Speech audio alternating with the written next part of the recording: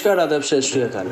আজকে রবিবারের দুপুরবেলা আমি খবর পেলাম যে আমাদের এখানে যে রাসমেলা বসে, নালিকুলের যে স্পেশাল যে আমাদের নালিকুলের বিখ্যাত রাসমেলা, সেটা শুরু হয়ে গেছে।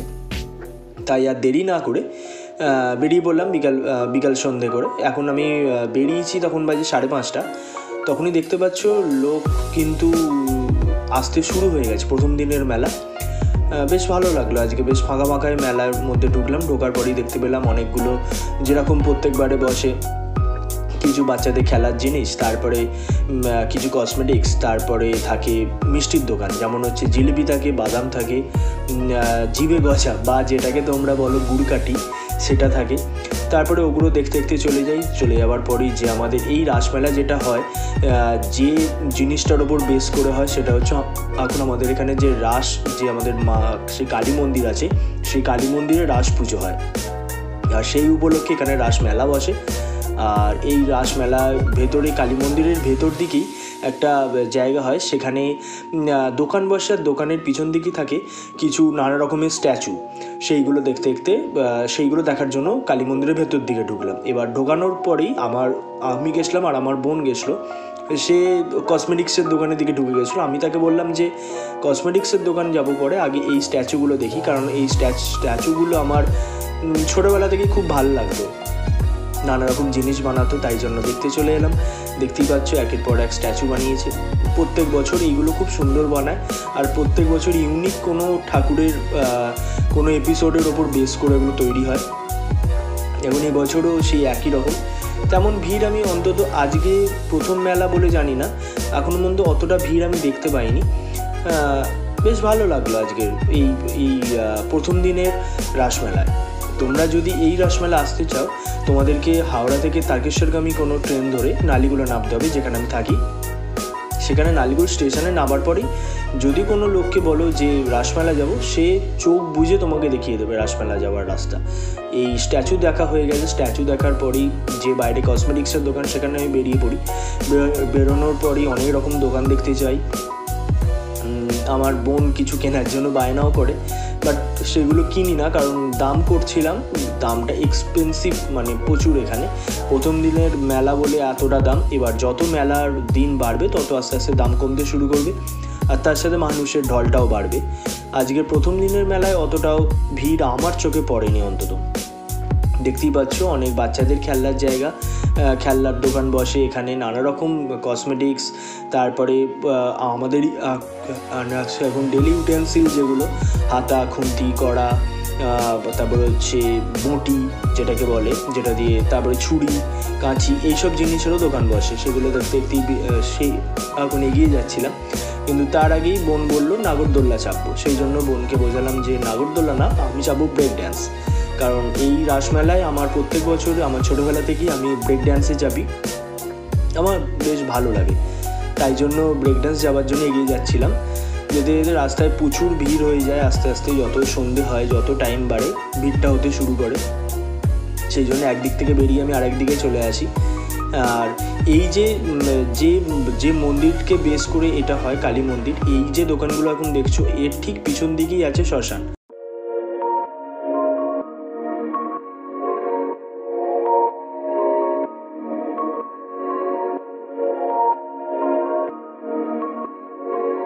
মা শারদার আশ্রম বলেও এটাকে, সেই জায়গাটা প্রসিদ্ধ আছে। এবার ওখান থেকে দেখতে দেখতে বেরিয়ে পড়ি। বেরোনোর পরেই দেখতে পাই কিছু মিষ্টির দোকান। মিষ্টির দোকানের বাদাম ভাজা আছে, গুড়কাঠি আছে, নানা রকম জিলিপি তৈরি হয়। যেমন এই দোকানটাতে স্পেশালি হয় গুড়ের জিলিপি। তুমি এখন অন্য জায়গায় দেখতে পাবে যেটা হয় আমাদের চিনি বা রসের জিলিপি, আর এইটা হয় এখানে গুড়ের জিলিপি। তারপরে চলে আসে বাচ্চাদের ওই বেলুন বা সেই নানা রকম হাওয়া দেওয়া জিনিসগুলো। তারপরে এখানে ট্যাটুর দোকান বসে। কিছু বাচ্চা আছে এখানে ট্যাটু করায়, বা ওই যেটাকে বলে আমাদের ওই ছাপ দিয়ে যেটাগুলোকে তৈরি করা হয়, সেইগুলোরকম কিছু ট্যাটুর দোকান বসে। তারপরে খাওয়া দাওয়ার দোকান। তারপরেই আস্তে আস্তে চলে যাই যে নাগরদোল্লা, বা যে মেলার মেন আকর্ষণ হচ্ছে এই জিনিসগুলো, যেখানে মানুষ, নাগরদোল্লা আছে, ব্রেক ড্যান্স আছে, বুগি আছে, তারপরে আমাদের বাচ্চাদের জন্য জাম্পিং আছে, আর তার সাথে থাকে ড্রাগন ট্রেন। আমার ছোটোবেলায় আমি যখন এই রাসমেলায় আসতাম বাবার সাথে, তখন আমি ড্রাগন ট্রেন আর ওই ব্রেক ড্যান্সে চাপার জন্য বায়না করবই প্রত্যেক বছর। আর এইটা হচ্ছে সেই জায়গাটা যেখানে এগুলো সব বসে। দেখতেই পাচ্ছ বাচ্চারা তাদের খেলা শুরু করে দিয়েছে। আর এই নাগরদোল্লা সব নাগরদোল্লাই চালু হয়ে গেছে প্রায়।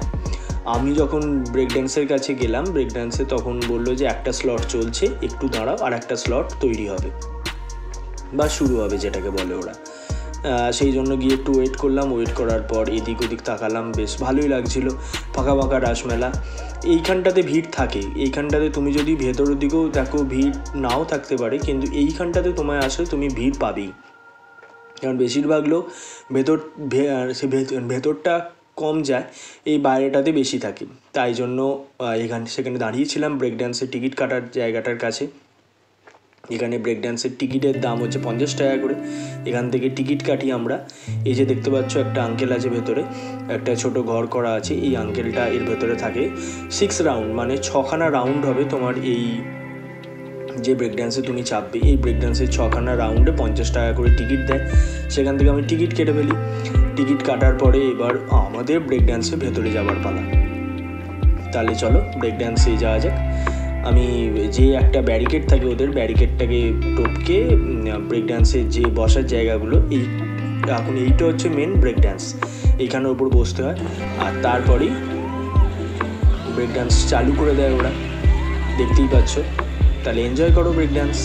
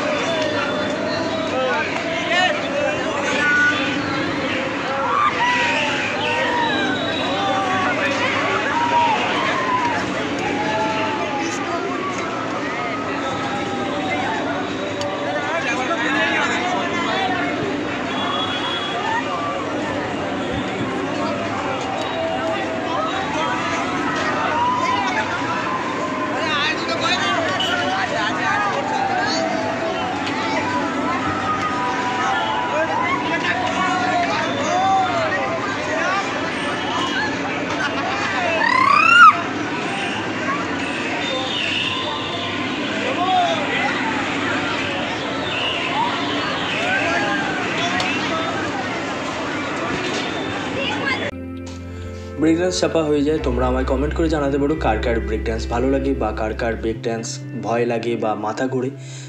তা সেই তোমরা আমায় কমেন্ট করে জানাতে পারো। তারপর ওখান থেকে বেরিয়ে পড়ি।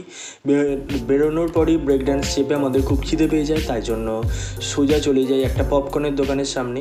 বোন ফুচকার জন্য বায়না করছিল, কিন্তু ফুচকা খাইনি। আমরা সোজা চলে এসেছি পপকর্নের দোকানের সামনে, কারণ এই পপকর্ন একবারে গরম ভেজে দিচ্ছিল, তাই জন্য দেখে খেতে ইচ্ছা করলো।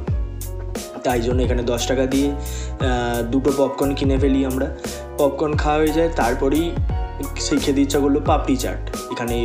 সেখানে ঠিক তার পিছন দিকেই ছিল পাপড়ি চাট। আর পাপড়ি চাট যখন খাচ্ছিলাম তখন দেখলাম ড্রাগন ট্রেন শুরু হয়ে গেছে, তাই ড্রাগন ট্রেনের মজা দেখতে দেখতে আমরা পাপড়ি চাট খেলাম। আর এইভাবেই কাটলো আজকের সন্ধ্যেটা। তাহলে আজকের মতন টাটা। সেই দেখা হচ্ছে পরের ভিডিওতে। তোমরা অবশ্যই আমার ভিডিওতে লাইক, শেয়ার, সাবস্ক্রাইব করবে আর আমার পাশে থাকবে। Take care.